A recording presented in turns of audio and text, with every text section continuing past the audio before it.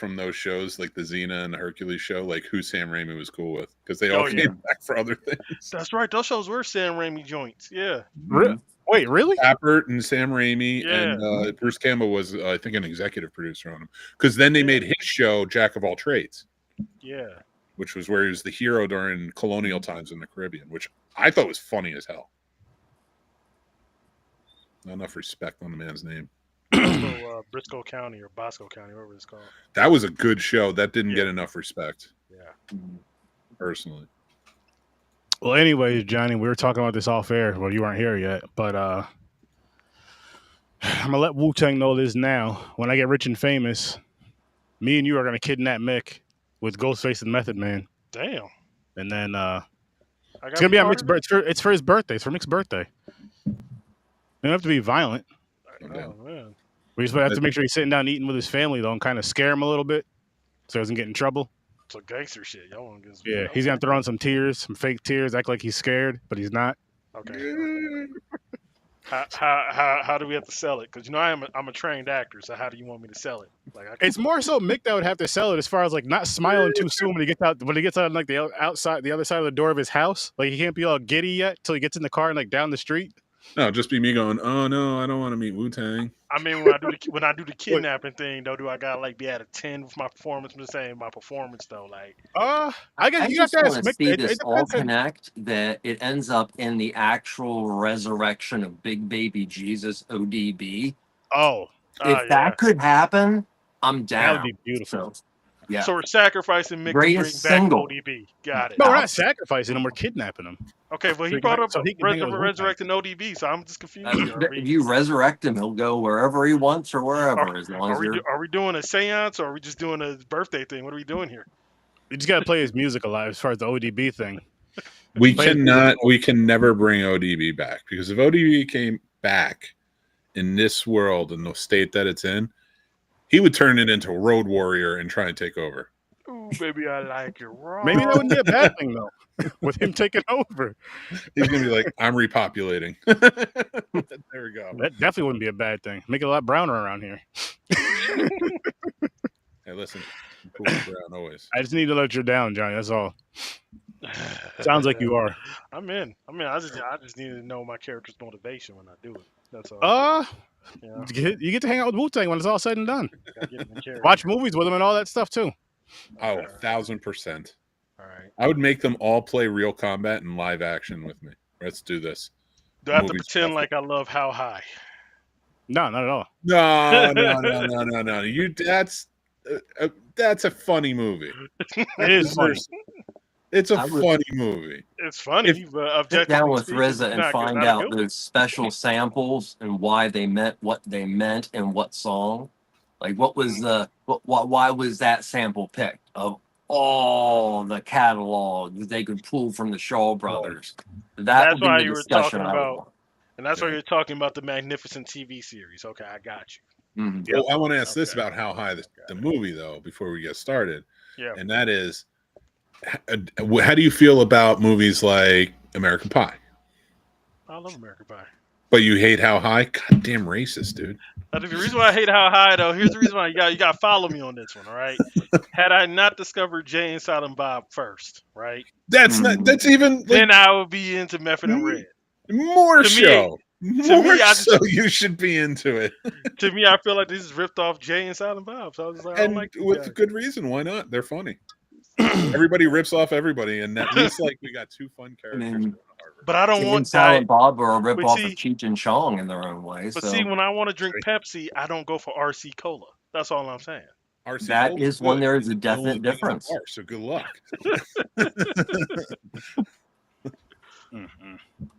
How High, man. You can have a Jack and Coke. Now, How High 2, I get it. Terrible. Oh yeah. It's different. That's a sequel. But How High? Are you talking about Mac and Devin went to high school? Because that's basically How High too. No, I need to make a list of my. I'm doing that on Letterboxd. Probably gonna work on that tonight. I'm gonna make a Friday list. Better be number one on your list. All the sequels that sucked worse than the original, because right at the next better be on your list now. No, just listen. It can't be, and here's why. Because Friday after next. I love Not Friday After Next. You know what I mean? The one with Joker. I love Friday After Next. Oh, the one with Baby Joker. Next Friday. You don't like Next Friday? I don't like Next Friday, man. I like Next Friday. You know, it With was the Cucamonga Cracker Killers, you didn't like that? It was jarring for me to go from Chris Tucker to Mike Epps. I had to be. No, yeah. I didn't mind that. Over. I didn't mind that. I liked them better in All About the Benjamins. Yeah, I did like them better in All About the Benjamins. I like a buddy cop movie. So, Oscar Isaac's first film.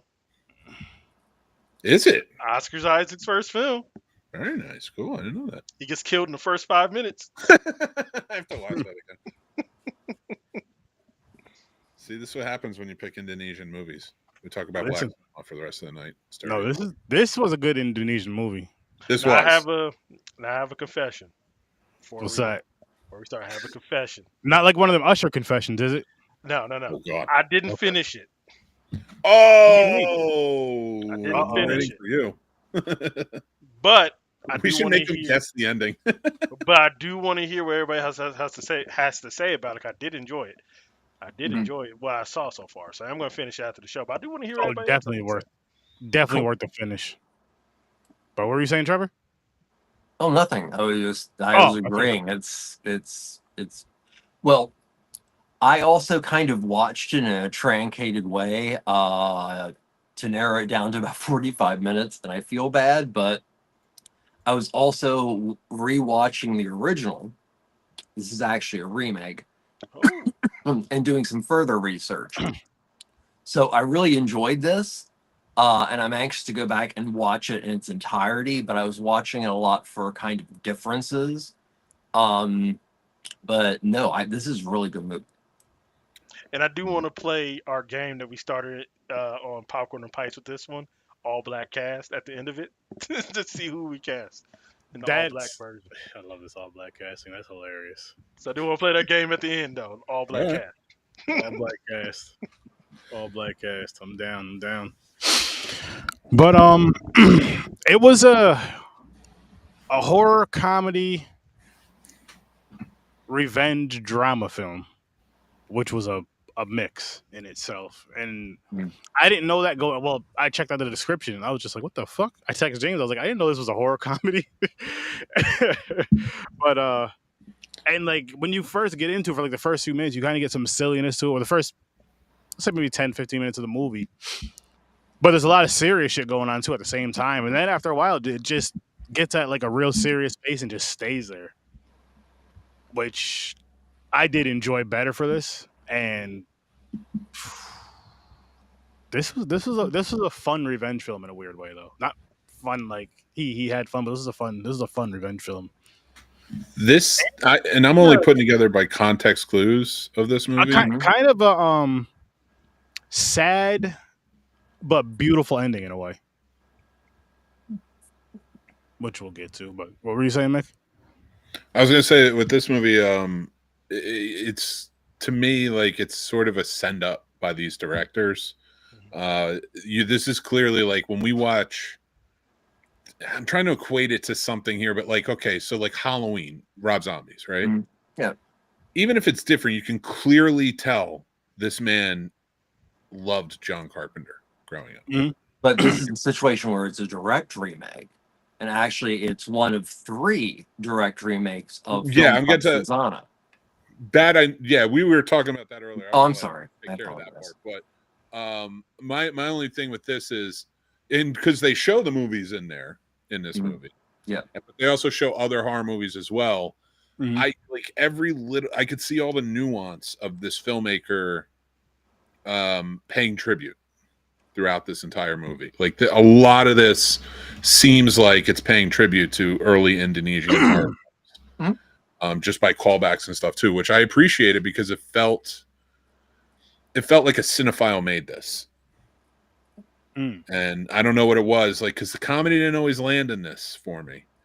In fact, sometimes I was like, "You're taking it a little too far," because I realized the comedy's there to explain what's going on. I wonder if some of the comedy, because the comedy didn't land too much for me, but I wonder if it's more of like a cultural thing. Are we talking about the trio in this film? Not just them. There's some comedy between the bad guys in it as well, and a few others. But like that, they were part of it. They were probably the most. Well, that's intrinsic to Indonesian horror films and just in general Indonesian genre cinema, but especially the horror films from about 1980 to about 1989. So in the original film, Sundel Bolong, they're the same trio of over-the-tops. That's something that's kept from the original. And in all the Indonesian horror films that I've seen from that era, there is always that element of humor. Whether or not it works well to our sensibilities, but it is a direct callback to that classic cinema. So that's why it's there. Well, it's named Suzzanna after the actor from the original movies, but I got that part. I meant more along the lines of like the movies. You could tell the movies they were putting in, they're peppering in. It's almost like Sam Raimi when he made Evil Dead. Oh yeah, it's referential. And I think that's just I was just correlating the two more than and my only thing with it is even if the comedy aspect of this movie is sort of baked into Indonesian horror films, I get it, but as an American viewer watching this, it was a bit jarring from the horror. Whereas like we try, if we take like Shaun of the Dead or Meets Frankenstein, stuff like that, like the horror is never at the expense of the comedy. I wonder if totally separated. This felt like it felt like a misstep in certain things to have the comedy be the sort of not the narrator but the voice of the film explaining things to us. That was where I got jarred with it, because I was like, you're trying to be funny. I agree with you there very, very much, because there are some intrinsic differences between the first film and this film that really make that humor kind of awkward. Because in the original film, what happens to Elisa in the original film, or Suzzanna, is really frighteningly tragic. Not that this isn't frighteningly tragic, but in comparison, it's not. So the comedy that is literally there, even though it's so absurd, is a necessity to cut the really intense gore and it works. In this, I felt a little bit, this is kind of, I think it's almost like sometimes the humor was used to pad out something that could have been either more integral to the story or could have probably ended up on the editing room floor and it would have been a better film. So it sounds like that they took the tone of the movie, they went for comedy, and they just used the horror as modifiers for some moments just to make it frightening, instead of doing it vice versa, where you make it strictly horror, but you have comedic moments that are more like modifiers, so you can have that balance. I would argue that it's still the comedic moments are the modifiers to the horror, because the horror is you need here. that. There needs to be some balance. No, you do, but there's. I mean, if that's the desire you want from your audience, just like nonstop, but no, there needs to be an element of humor. I disagree a little bit to that statement. I don't think you need it. I think if you are actively trying to make a film that conveys that, or you're the type of filmmaker that wants to put comedy in. I think a lot of filmmakers put too much comedy in horror sometimes, especially here in America, and it ruins movies because they don't understand the timing of it and such. With this one, the comedy is still the modifier, but it's not modifying. If that makes sense. It's trying to keep the viewer kind of wrapped in, but everything they're explaining to us in the beginning, we get at the end.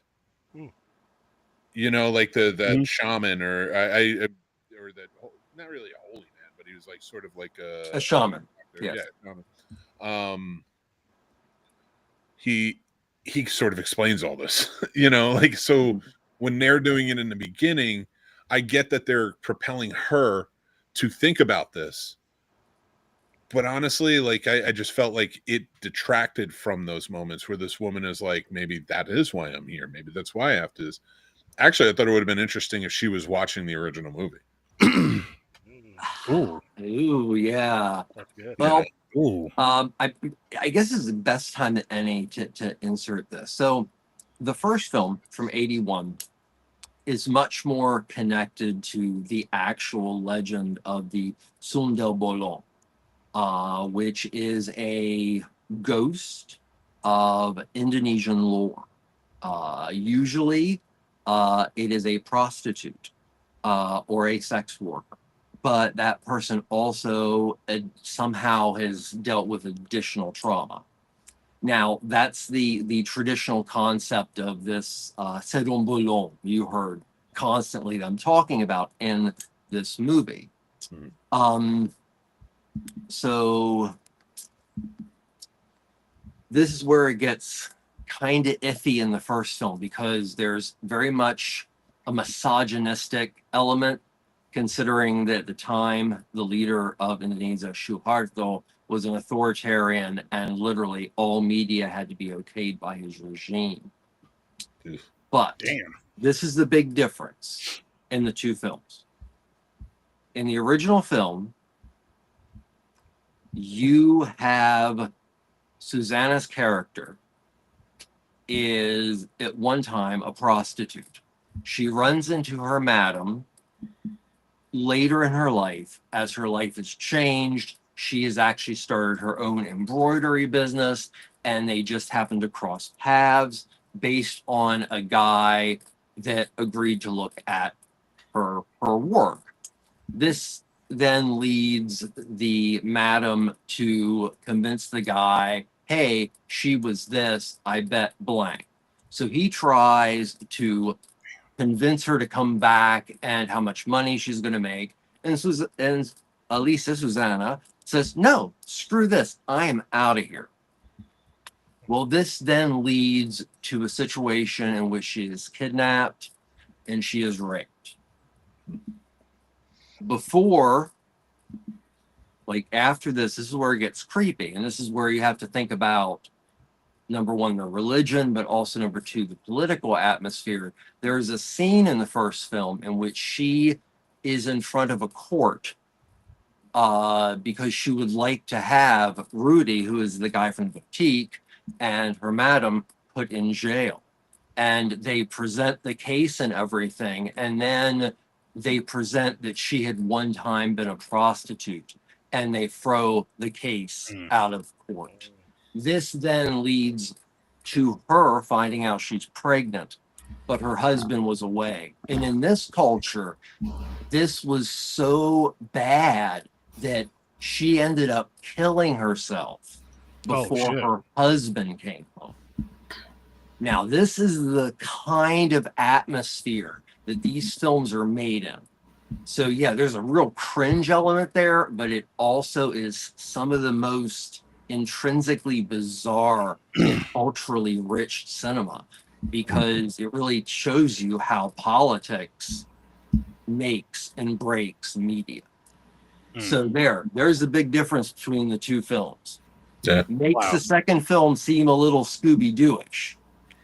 Yeah, no, that's legit, and I'm glad you said that. I actually learning about that. I wanted to watch the original. Me too. I want to watch. I've got to watch that. But they are products of their time, and this film kind of is too. So it takes place in 1989. This is at a time that I forget the name of the president, but he was considered the infrastructure president. Things were the best they ever were in Indonesia. So at the time of this film, you've got a very, very liberal for that country government. And it does show in the film. It actually does give you the ability to discover if there is sympathy for these workers that found themselves in the worst possible situation they could possibly find themselves in based on their own stupidity. But then you have somebody kill her by mistake. Yeah. So, and then, I mean, these are all, it's a horrible thing. But one of the other big differences in the films is in the remake, Suzzanna or Alicia literally never from grave to the next day, she's back at the house. In the original, when Barry Prima, the actor, another huge actor, plays her husband, Satria, comes home, they bury her. Well, about 2-3 weeks go by, and he runs into her twin sister, Cinta, who supposedly was a twin but died at the age of 10. Now, this breaks off in a more intriguing manner because it's really believable, but it breaks apart in a different way versus the, okay, I am from the day that I am put in this grave to literally the next day, I'm going to try to play off that everything is fine, but I have been brought back as a surun del bolon. And I kind of liked the sister element more than the, he's been living with who he thought was his wife and had no reason to think not. So. Okay. Interesting. Yeah. I definitely got to see that first. The original one. Sorry, I definitely have to see that original one because that seems darker. Oh yeah, without the comedy. Hell yeah. Yeah. Holy shit. And this one was good too, though. Like this one was. That actually kind of fits. Sorry for cutting you off, man. That actually kind of fits what somebody said earlier, comparing it from Evil Dead to Evil Dead 2, where the original has a deeper tone to what they would go on and do with the remix or reimagining of that. Definitely. Rest in peace, Scott Spiegel. Excuse me. Yeah. But yeah, so basically she gets buried alive pregnant, which is just wild. Then she comes back, and I'm just going to tell you right now, the kills in this movie are they're creative. They're creative. The kills in this and also in the original. My only complaint, and maybe this was just the TV, but did this film, especially in the end, seem very dark to you? It did. Like, almost like we're covering things up so we can get a rating, kind of like dark. It did seem. It became very hard to really watch it, like the last, I'd say, about 10 minutes. It did. It ramped up in the horror at the end, for sure. I didn't mind it. I didn't think it was too dark. Maybe I was still sort of feeling the comedy aspect that was kind of, to me, dragged it a bit. A bit, though, just so everybody knows. Like, I enjoyed this movie. I thought this was really well done. And I liked all the players in it. But it was one of those, like, the comedy was just too much. Honestly, it seemed very Charlie Chan circa Breakfast at Tiffany's. And I get that that's maybe a funny thing, but like I was like, this isn't definitely because it takes away, Well, that's another weird thing. This movie, the remake gives off heavier Charlie Chan than the original. And it literally is something as amazingly small as how I think he's wearing the hat. I mean, I would say it's not positive either way because it is the village idiot. It is that stock character that, let's be honest, even though it's in amazingly large numbers of films that we like, for nowadays is a really lazy plot point. But in genre cinema, it's there.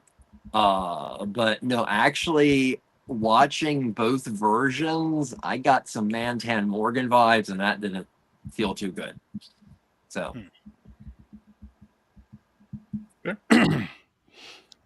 are you gonna? You said you're gonna try to watch this one again or finish this one, Johnny? Yeah, I'm definitely gonna try to finish this one. I'm actually more sold on just watching the original, actually. I'm definitely sold on watching the original. It is on. I still say watch this one though. Okay, it's definitely worth it. Yeah. It's on AMC though. Okay. The original is on AMC.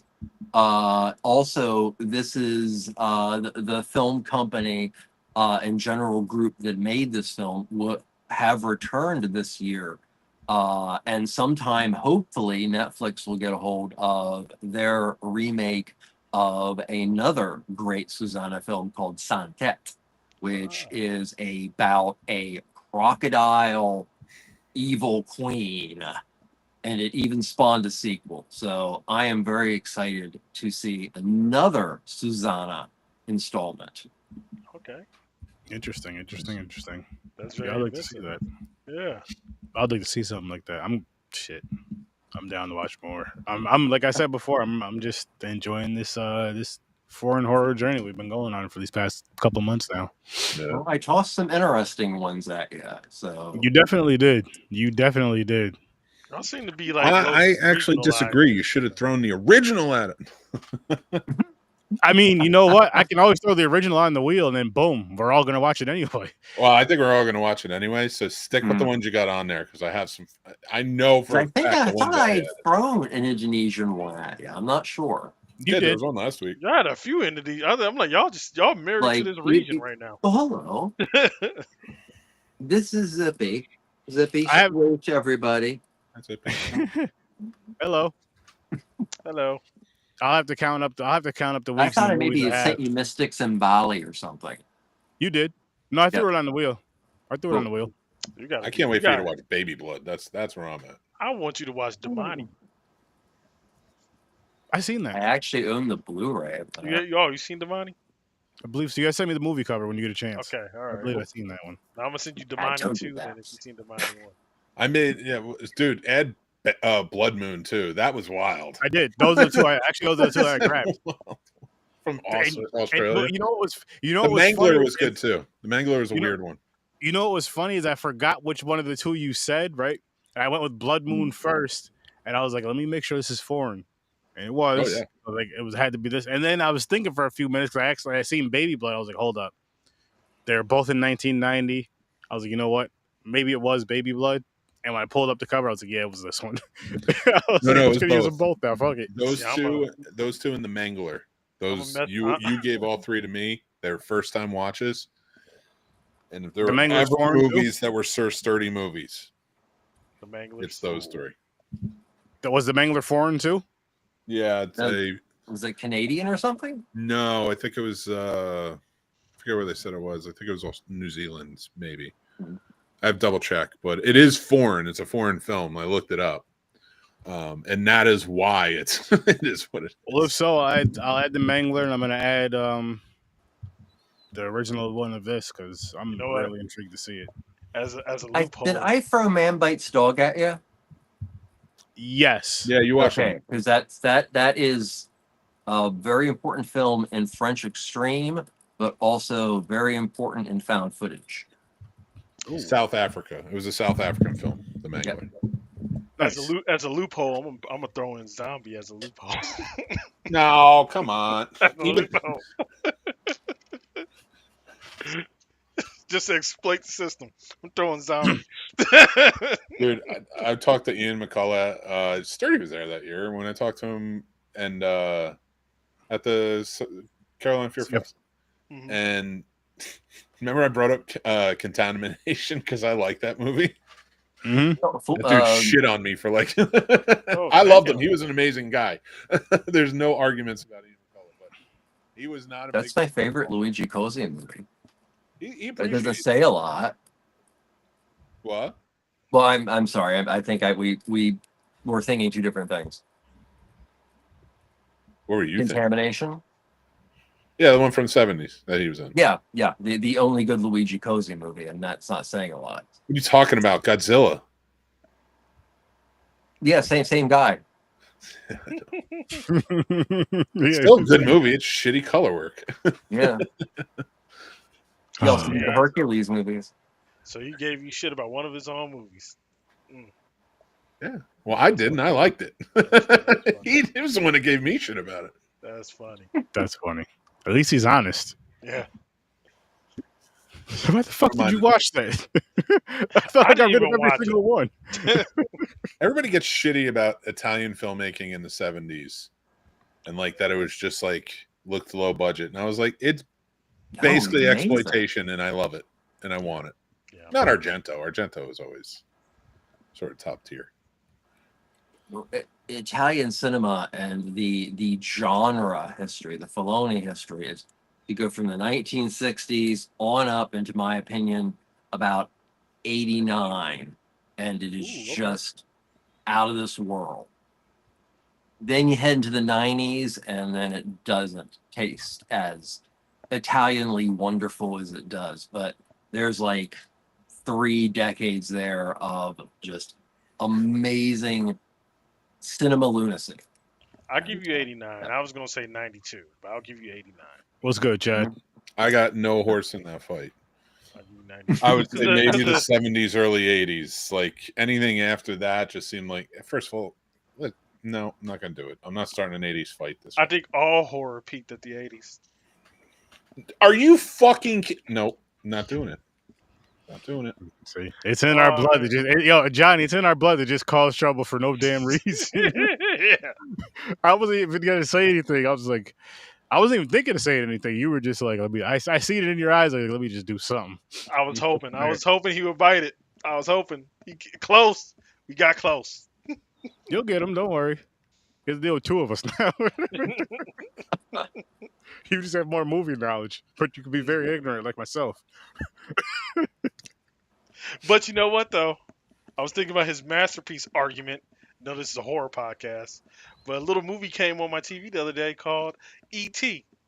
And that's a masterpiece. And I don't care what you say. What constitutes a masterpiece? How much money it makes? So there. Would you call Infinity War a masterpiece? I wouldn't. I'd say it's a great popcorn film. The emotionality, the emotionality in the performances, the technical.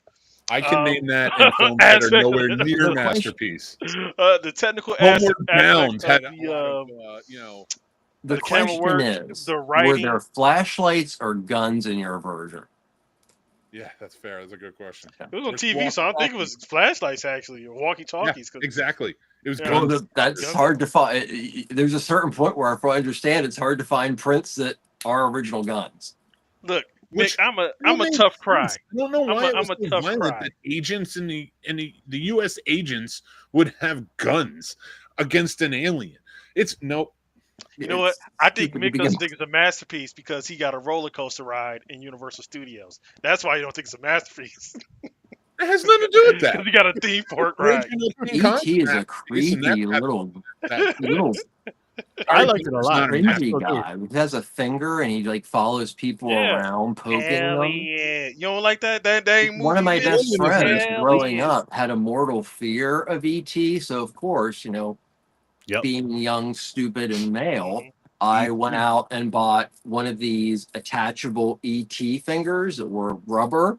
Yeah. Yes, it looked as bad as you think, and it kind of lit up at the end, and I would chase her around. Yeah. When he was a teenager, he'd put it on. Seriously, it looked like a very, very old gray dildo that you stuck on your finger. But you watch E.T. now, and all that goes through my head is, pull my finger, pull my finger. The best thing that come out of E.T. was Reese's Pieces. No, okay. So you telling me worried about that one? You weren't moved when E.T. was nearly dying. You weren't moved. E.T. is a good film. I love Spielberg. E.T. is a good film. It's a great film. Even you're a Close Encounters guy, aren't you? No, that's not a masterpiece either. That's but E.T. wasn't even the best alien movie that came out that year as a film, as far as films go. And I'm talking about films, making them, not what did everybody feel and love about it, because you got to take that out. There's nostalgia and an impact check on my checklist, and E.T. definitely checks those 2 big time. Yeah. And it's crafted well. He's an auteur. Spielberg, he was an auteur when he was a kid shooting movies. Like, it's insane. He's just a genius in the field. So when it really comes down to it, like, it is a great movie. It's not a masterpiece. Schindler's List is a masterpiece. I would probably put Jurassic Park on there, but as much as I love that movie, and seeing that on the big screen is what made me want to become a filmmaker. I went home and wrote a fucking screenplay right after it. I still am on the fence of whether I would call it a masterpiece. Like Schindler's List is a masterpiece. I'm more of a Saving Private Ryan, maybe, but there's parts in it that really drive me crazy. He has some, like Jaws is a masterpiece. Okay, no, man, you can't say Jaws is a masterpiece and E.T. Why not? Look at and it even goes into the technical side of the filmmaking even more so than like the impact of it. What that man made from that film and what he caused audiences to feel off of a set that barely worked. Like that's amazing. But I would argue he did the same thing with E.T. though that he did with Jaws. Why? Everything worked on E.T. Minus the not working stuff. I go all out. I'm curious if you would agree with me, Meg. But I think that Spielberg has a lot of like on the verge masterpieces. And one thing that he's not really celebrated for is look at Jaws. And there are other examples. This is a filmmaker who is not just making blockbusters, who's not just amazing in their field, but they can find material that is so amazingly good that it transcends to actually create story concepts. Like there are so many films that are based around the concept of Jaws. You just move some things around, but it is a perfect story form. And that's one of Spielberg's great abilities, is to make a script or find scripts or write scripts that works so well. And we also, when we're picking out masterpieces, we have to remember, like to Chadman's thing, and I'm not knocking it. It's one of my favorite movies as well. And I do think it's a masterpiece, but not because it's one of my favorites. Yeah. In fact, when I'm analyzing any movie, I have to take out my feelings on it. Because that's how I feel about E.T. But with E.T., I have it's not my favorite at all. I actually, honestly, I have no like nostalgia towards it. I think when we talk about the idea of masterpiece and audience reception should be a part of that, because as much as everybody's like, we make the art for us, you don't make a film for just you. For the audience. The director does not make a film for just him, because if that were the case, he'd be the only one making it. Yep. There are people working on this, putting their sweat and their tears into it, and definitely enhancing it when they're working on it. Because we're going from one person doing everything to a team, it's always going to enhance it. So I take those technical things into account, and then what does the audience feel about it? What was it put together? Now, the 80s I've seen a lot of masterpieces in the 90s, a lot of masterpieces in the late 2010s, some in the 2000s. There are there. I could argue for Minority Report, on the Spielberg train right now, but I'm not quite there yet. I'd have to put it through my checklist. That's the only thing. I haven't really put that one in.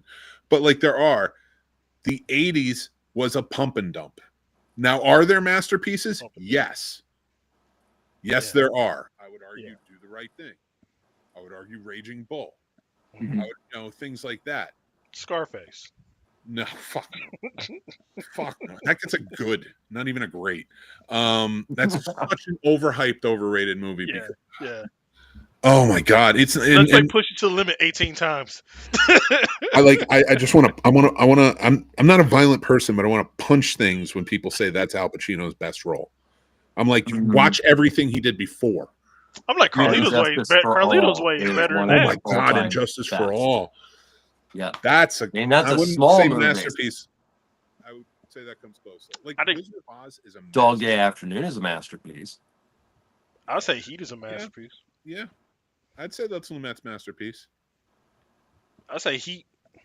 Heat is probably Michael Mann's masterpiece. If Thief may not be a masterpiece, but it is phenomenal. Thief is damn close. Yeah. But I'm a Mann guy. I have a whole essay about Michael Mann. It was osmosis that caused this. The biggest things coming out in the 80s were popcorn shit. It was a way. First of all, it was Reaganism and his control over the media. Everybody was defeating communism in some way. So, there's a lot of hands in it. And that is a verified fact. That's not, he did. And even CIA has always had their hands in media and how they make things and how they're portrayed, how America's portrayed, things like that. And again, I'm not shitting on any of that. I'm just saying that's what caused the 80s after the dismal 70s, but the realism we got in our art. Yeah. We flipped to the 80s and we wanted everybody to think everything's good. It was the distraction from the shit that was still going on down in the streets, but everything was MTV. Everything was pretty and pom-poms and neon lights and all that. So I think osmosis brought movies that could have been great. Again, Back to the Future is my favorite movie of all time. I wouldn't call it a masterpiece. Yeah. You know, but that, so like It's that's a cultural moment, though. But yeah, it's not a masterpiece. You know, like that in the 80s, think about it. You really, truly think about it. I said Do the Right Thing and I said Raging Bull. If you build off of that and you think about 80s movies, truly tell me which movies, and do not tell me E.T. stands up with either of those movies. Maybe you said Do the Right Thing and Raging Bull. That's like those are like let's use those as like the bar. Okay. Let's see. Well, I'm going to add something to the 80s. Because I could throw out The Verdict. I could throw out Verdict's a great movie. I could throw out fucking well, I said The Verdict. Altered States. I was gonna say King of Comedy, another Scorsese film. No. You never seen King of Comedy? Oh, yeah, I've seen King of Comedy. I'm not saying it's not. Okay. I wouldn't. Okay, I thought you said I'd never seen it. I'm like, oh, Mick. You're gonna say all that jazz. Walking. I'm leaving. Very good movie. Yeah. And even if we take this argument to the 80s horror, I still feel the same way. Give me Change the Part 6. Give me a masterpiece in horror movies in the 80s. And I'm talking a true masterpiece. I already gave you mine and Cuz. The Shining. Shining, yeah. Well, no, you know what? I'll be honest. Full Metal Jacket's another masterpiece too. I'm not a Shining guy. Me neither. You may not be, but again, you don't have to be. It's not about being a fan of the film. I'm saying I can't take away from his greatness, but in a weird way, I do feel it's overrated. Because I would thought you would say like Aliens before you say Shining. That's because Alien came out in '79. The Shining came out in '80. I would say Aliens with the S. Aliens is up there. Aliens. The thing is, and I'm not an Alien guy, but I can admit that's fucking. It's a great film. Out of 10. Like it's on that cusp, almost like Jurassic Park is for me. Okay. Great film, but if you compare it to the first, it ain't a masterpiece. Mm-hmm. But it's equally as influential. I would argue that is not the case anymore. 2 was influential in the 80s. 2 was like the big one. That was like the oh man, Space Marines. They could sell the toys on it and everything. Now people are going back and being like, I want more 79. I want. But all the sequels are trying to be aliens, though. All the sequels are trying to be aliens. Like which ones? Because Alien, Romulus, the fucking TV show that's on right now. I would argue that had elements of 2 because it is so good. Yeah, and I don't disagree. It's a great movie. Great. Yeah. In fact, I might watch it after this because it's so great. But it's not. It just filmmaking wise, it's not the first one. That's like saying Titanic is a masterpiece like Gladiator is. That's true. Is it? True. No. Avatar. I think it's really not. I think it's really geared towards. But we're trying to be objective. So yeah. Sturdy's I was gonna be like, it depends on what flavor you prefer. I was gonna just really quick talking about the 80s because there's so much great stuff in the 80s. So it's not. I will agree that it is where Mick said it was going, but I do have to say, as you know, Mick and I are kids of this time period. Is the 80s was the last time that we saw serious adult films rated R bankrolled by studios and going into generalized theaters. Now, were there masterpieces? I don't know, but the 80s was the last bastion of that. Starting in the 90s, almost everything had to be kind of cookie cutter and had to be what was popular. And you started seeing the number of dramas versus everything else on studio things just would go. So I just have to point out that there were some great things about the 80s cinematically, even if they didn't necessarily give us these masterpieces that other generations did. Yeah, well, I mean, but I think it was oversaturation of a lot of things in the 80s. The 80s just pumping out as much as it could. The money was being pumped into Hollywood because it was controlling the narrative, and it worked. And again, I'm not being conspiracy theorist. This is all documented. And you have to take that into account with why it was like that. Because the 90s, again, we get this indie boom. Every time we get an inflated decade of entertainment, like the 2000 and 2009, 2010. No. Actually, I'll argue that in just a sec. This inflated, I think we're overdue, and I think it's coming. So just bear with me, especially with like everything being torn the way it is right now. But so like the 80s, like the 60s was very like the world wasn't great, especially towards the late 60s, but the movies, everything was grand. You got the stupid bullshit like The Sound of Music and the awesome stuff like Mary Poppins and all that other stuff. We got a lot of great movies. But if you start seeing the turn around Midnight Cowboy in 68, when things are starting to get really dark and Nixon takes in and stuff like that, and then you cross over into this indie movement of the 70s and this very independent culture feeling, what exposes more than that, right? So then you cross into the 80s where they're trying to stamp that out. Now all of these indie directors are directing the biggest movies of all time. Yeah. How do you stop these indie directors from making social commentary? Give them enough money and make the best movies of all time. That's why in the 90s, when that wasn't happening as much anymore, Spielberg starts making movies that mean shit. So not that they're not good, but meaningful movies that he's trying to convey a message. You get to the 90s, indie spirit, new Quentin Tarantino, Kevin Smith, Robert Rodriguez, all of them pumping in. 2000s, Spy Kids, all that other shit. You know, the big inflated stuff. We didn't get it in the 2010s. And then COVID hit. I thought we would be due around then because there was sort of an indie push. Yep. And then I think COVID hitting is what started sparking the independent spirit again. And with TikTok, that was making all of these filmmakers that are going to go on to make the new entertainment. Doesn't have to just be movies, but there will be movies there as well. I mean, even I wrote a movie for the first time in fucking 15 years because I've been sitting at home. Shit. So it's one of those things where I would say we are, and because again, everything's torn and pretty much all at war at the moment, we are going to get a big influx of indie spirit coming in. And so I feel like it's starting now. I feel like this year the demarcation for music too. It's with everything, every form of media. I mean that for. You know what's crazy and cool that you say that though, Mick, is I mean just going back from a couple of years ago with the movie Barbarian, how after that movie came out in theaters, how many people had the discussion that just, and what I liked about the discussion at first was the ones that I was a part of, the ones that I've seen, nobody was spoiling anything until everybody's seen it. Mm-hmm. Which I thought was dope. But you had that. I mean, look what Terrifier's doing. If you love it or hate it, look what it's doing as an independent film. Oh, yeah, horror. Fucking great Phasmophobia. Horror's always been an independent element, though. Godzilla Minus One. Godzilla Minus One was an indie film done for less than $15 million. We watch Marvel movies that don't have as good VFX as Godzilla Minus One, and they're made for substantially more money. 200 million, kind of. I mean, shit. Look at. I think you're being kind with the 200 million now. It's like being a bit conservative. Look how popular in the horror gaming community Phasmophobia has become over these past few. I'll say. I mean, I know it's been. I guess it's been around for a few years on computer, but now that it's on console, it definitely got more popular because more people game on console and shit. Just over these past few months, all these few updates they're doing. Now they're doing a movie of it.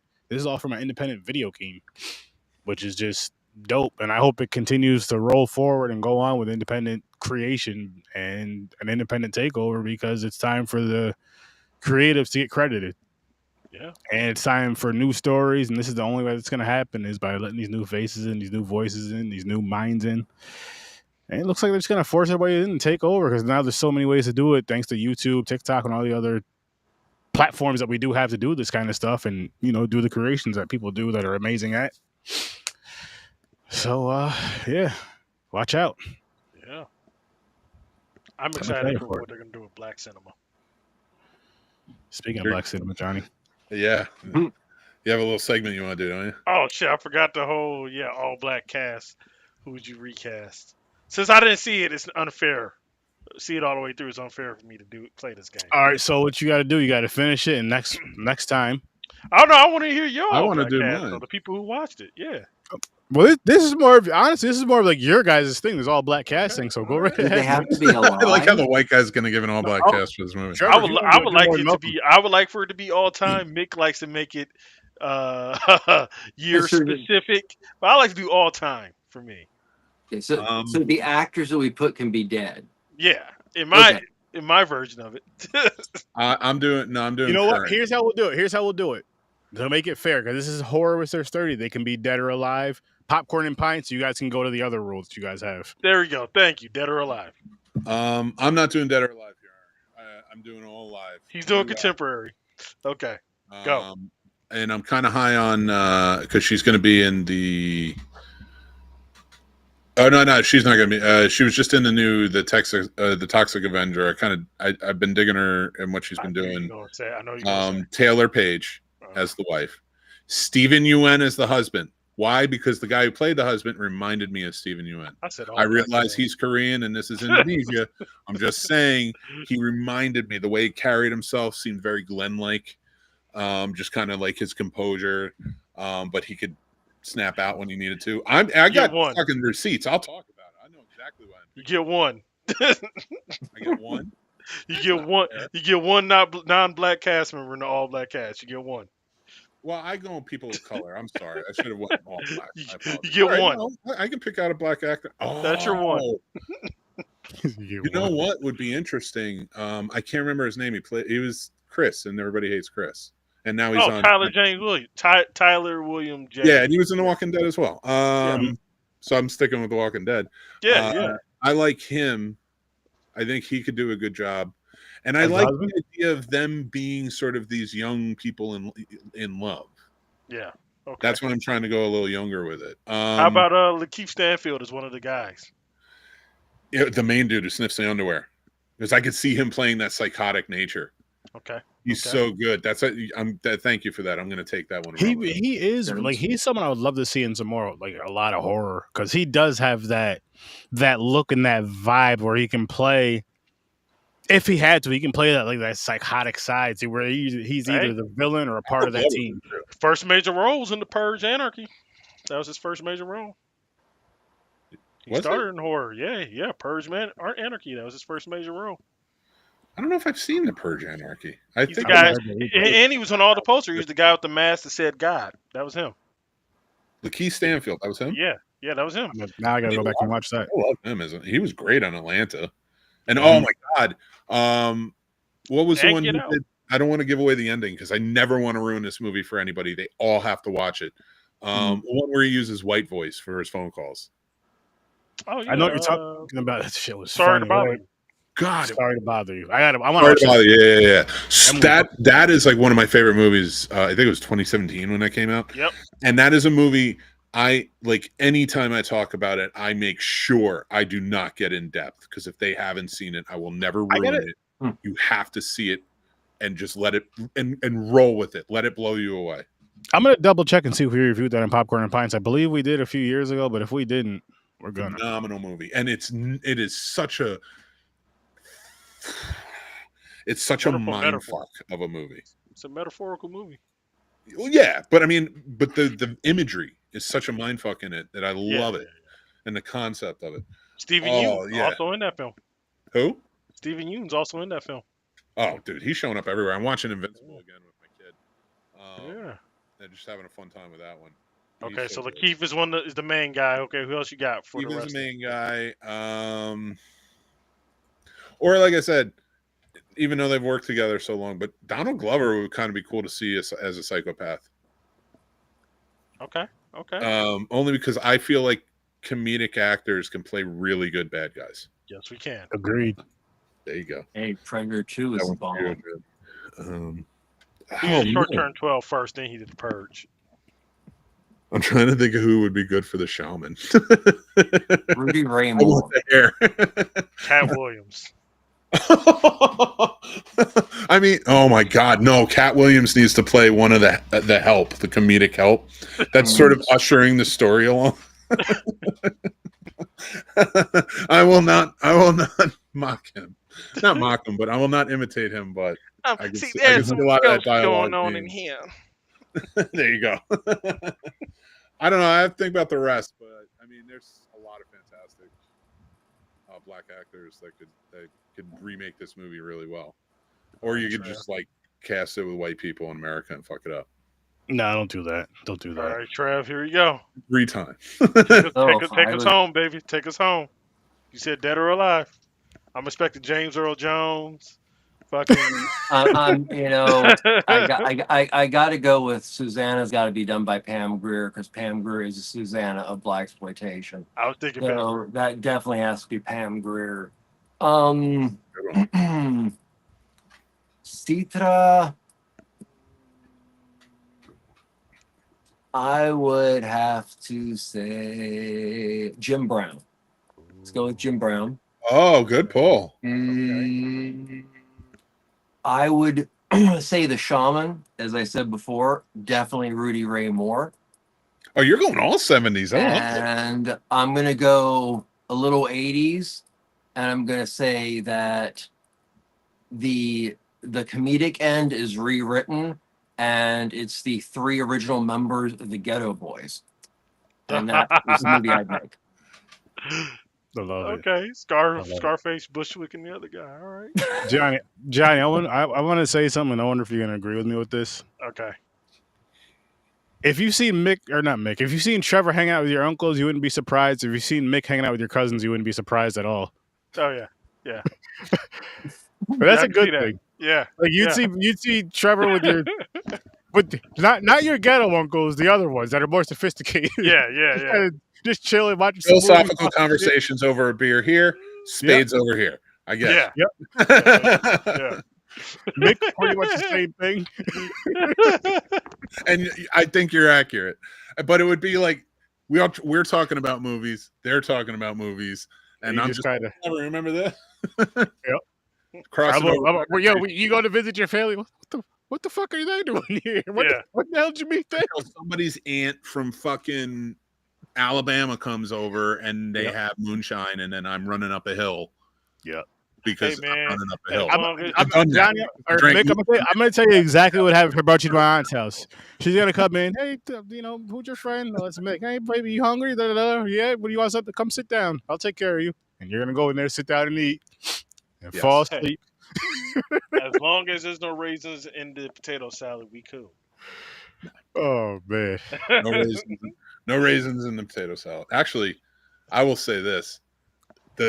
My mother made the best macaroni and potato salad. I don't know. She had like this special recipe for the sauce she put on it, but every time it was amazing. And so like, I would bring that.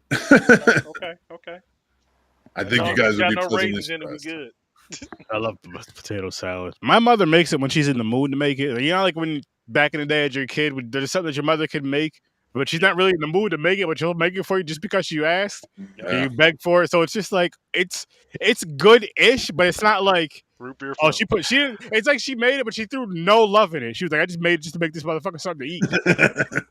That was my mother wasn't really a cook. My dad was the cook. He made all the meals. But I'm saying like the potato salad thing, you know. Oh yeah, but that was like her thing. Whoever was the one that was like the main one that cooked or whatever, like there was those times they just didn't feel like it, especially for that one meal you wanted. They just kind of threw it together. Yeah. But when they really threw down, you're just like, yo, man, this shit. Yeah, you did it. You did it. And anytime you're in a good mood, I'll make this whatever you want. And you think about whenever we had potatoes, I come from an Irish family, so whenever we had potatoes, every day, undercooked. And I don't know why Irish people undercook their potatoes. It's like they want to eat them as quickly as possible, so they throw them in and they just sit there and wait. They just throw them at each other to get mad because they're harder. They feel a little more raw. Got me. Yeah, leave that in a little longer. Now Mick got me scared. Whose side were you on in Sinners? Now that you said you're Irish, whose side were you on? I definitely not Remix. Let's just say that. And definitely not the KKKs. Let's put that one. Let's squash that one right there. Put that one right there to bed. Just put it Now ask me whose side I was on in Juice. There's the trick question. Bishop. He's definitely on Bishop's side.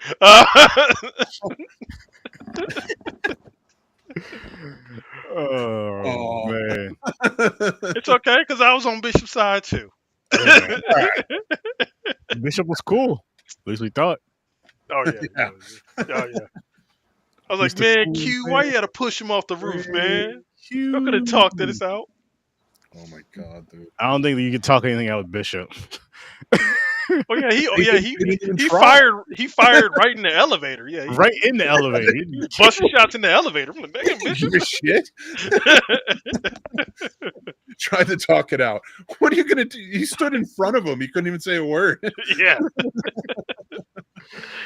You know what, Q? I man. am crazy. It was a wild movie. I prefer Above the Rim if we're talking Tupac. Oh yeah, that's his best performance. I like basketball films. I especially liked basketball films in the 90s. Like, I love Heaven is a Playground, and it's a stupid movie, but I love I it. gotta be honest with you. If you talk about Above the Rim, no, is it? But it looked like Cleveland. But I did not have any sympathy for Shemp at all.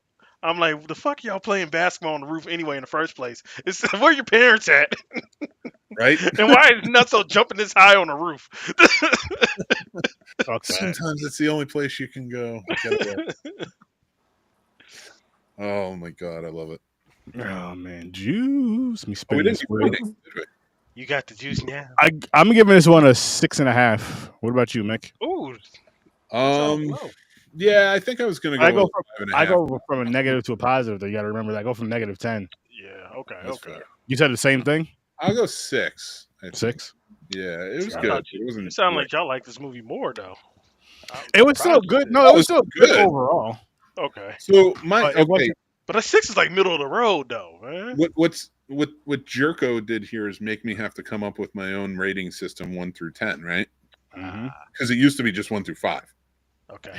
And now I have like a rating system 1 through 10, like when I go live on TikTok and shit. And basically, I don't think any movie is so bad, except for fucking what's the one we watched the other day? El Sandman was fire. That's negative. That sucks. There are some movies, but like for the most part, like every movie I've seen, I can find good stuff in. You know, something positive about that went into it. For the most part. So that in my 1 to 10, the 1s and the 2s are the ones that are like, I never want to watch this again. Okay. But like the 3, the 4, the 5, that's cult classic territory. Okay. So like when people get mad at me and they're like, it's a 5 for fucking Basket Case. What? It's the greatest movie of all time. Compared to what? To everything? Like seriously? Like I have to have a section. I will agree. Yes, I will agree. Like, I have a checklist of 18 checks that I have to make before I start the movie and rate it.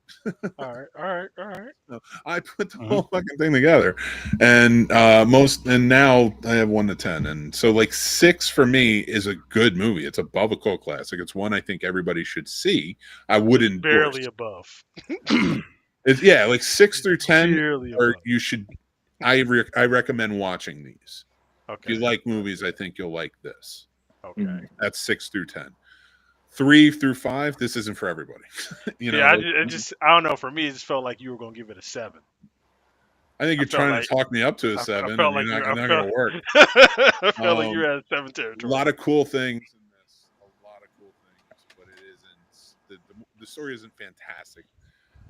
It's good. It's a solid, good story. Okay. It's a solid little story, and I like the lore. The lore is what bumps it up a little bit for me. But okay. Yeah. So taking the comedy out of this movie makes it a better movie. Are you going straight to the movie? You ain't even gonna let Trevor get his money off. Yeah. No, but he didn't finish it.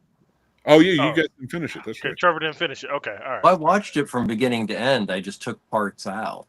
Okay, all right. I still give it a 7. Okay, there we go. Okay. There we go. My man. 6.5. Pardon me. 6.5. 6.5. Oh, there you go. Damn. There you go. Johnny. 6.5. Trying to get a 7 for this movie. Almost. What we got? Is this tomorrow? James. Yeah. I'll ask James tomorrow because he did watch this. He just I'm gonna watch the shit had out his of brother-in-law's. He watched the shit out of this. What movie is this? If I can find it. Shit. What is this?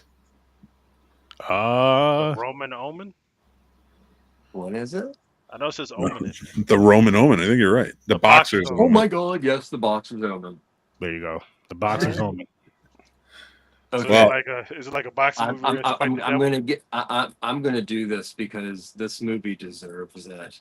Uh-oh. If you have not experienced the Boxer's Omen, you are in for some crazy shit. Okay. I'm always in for that. Okay. It is the weirdest, most out there Shaw Brother movie. You had me at Shaw Brothers. Oh, Hong Kong horror. Okay. It is. I'm in. It is Shaw Brothers, as they are just getting into the horror market. I don't know if I can be there tomorrow night, 30, only because my son has I'm baseball. black. Oh. Has nothing to do with that. What's your Oh, excuse, man. Jazz? Because of my skin color? I want that to be your excuse from here on out. That would be the most wild heel turn ever. Because my color is black. That's why I'm not going to be here next week. He throws on a red hat, and it's just like, Yeah. oh! That is a wild heel turn. I'm like, oh my god. I don't want you to do that far of a turn. It's just But like, I'm this is taking the whites with me. It's like, Oh, that's unexpected. oh my god, pulls off in the NWO. Yeah. All you guys This come is with Yeah. that. first for everybody, Boxer's Omen, besides me. I've never seen it. I've never seen it, so I'm Okay, gonna watch cool. I'm really excited to hear what Nice. everybody thinks I because can't wait. it just have fun with it. Don't try to read much into it. Just let it be a All right. visual. I have an important Yeah. question to ask you, Trevor, Yeah. about this film before I do watch it. Mhm. Is it something that I should ask my wife to watch with me? Or probably Does not? she like really, really weird stuff? Did she like Blue You have Sunshine? like Does she like what? Did she like Blue scorpions and Sunshine? centipedes and that kind of stuff? It's not crazy about that, I guess. Okay, Maybe not. yeah. There's a lot of like gooey witch doctor stuff in these films. Okay. And this is it's hard to explain this one, but there were other films, the Black Magic films that came out and were produced by Shaw, very much had a feeling. This has a lot of background in Buddhist culture, and that's what really makes this one special. Is it actually pulls Buddhism concepts into this huge, bizarre circus of a film. Ooh, I'm so interesting. I can't wait. I'm excited for this. Yeah. Sounds like it's gonna be a good time. Come back tomorrow night and you'll all be threes. So Sounds like it's gonna be a good time. I'm down. I don't know. This is right up my alley. This movie might get a 10. This is right up my alley. I'm gonna Yeah, watch already. You had me at Shaw Brothers. it. This is right up my alley. Well, you guys know what we're doing tomorrow. We will be here at 8:00. I hope you are here too. And check out our stuff. Links in the description. I'll see you in nightmares. Real quick. Oh. Sorry, I don't promote often. I just wanted to. I have a couple of special things. This week's episode, we have Delco Horror Haven coming on to the show. We're going to talk about their film festival going on. We're going to be hanging out with them, talking about horror shorts. We're also going to be doing a fundraiser soon. Details will be coming out, but the link will be in all of our descriptions over at the Scene Snobs, and that is to help save the family drive-in. The landowners are trying to sell the land on them, and they're trying to buy it. So we're trying to raise the money. It's a big feat. This is an underdog story. I hope you guys can help us out and stuff, and definitely be a part of the charity event when it comes. Also, I want a big thank you to this man right here, Sir Sturdy. All of our classic film reviews through September and October, and all of our Does It Sucks have all been chosen by this man. I watched them, and now I've made the reviews for them. So check them out as they come out each week. That's all I want to say. Thank you. Hell yeah. Appreciate you, Chad. Have a good one. And be kinder to each other, people. The world needs more kindness. everywhere, not just America, but the whole world. I'm tired of the separation of America, this and that. Fuck that. We're all people. We should all be like a huge family. Like, just think of how cool it would be if you can go anywhere in the world around any culture and be able to like hang out with anybody. Say if you're a big movie buff, you want to go to this culture because of a movie there, you go, you check the food, you respect the culture, you check out the movies, all this other dope stuff. Like, that's what I want to do. So we got to be nice to each other for shit like that to happen. Mm-hmm. For real. I mean, shit. Land's not important. Borders aren't important. Material shit is not important. We are. People are important. Lives are important. Think about that. Be kinder to each other, though. I'll see you in your nightmares. Peace.